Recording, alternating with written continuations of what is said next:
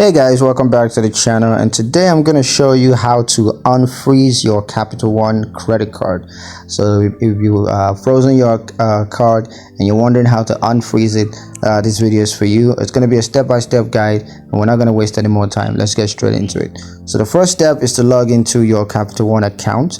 You can do that online, or you can do that through the mobile app. And once you're signed into your account, you just want to click on the unfreeze card button, and that's going to help you to access the portal. Here you're going to confirm that you want to unfreeze your credit card. Now you may or may not be required to provide a reason for unfreezing.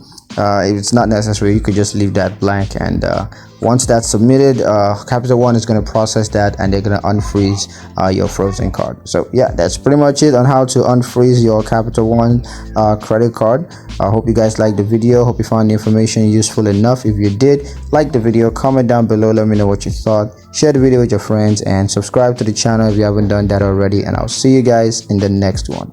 Peace.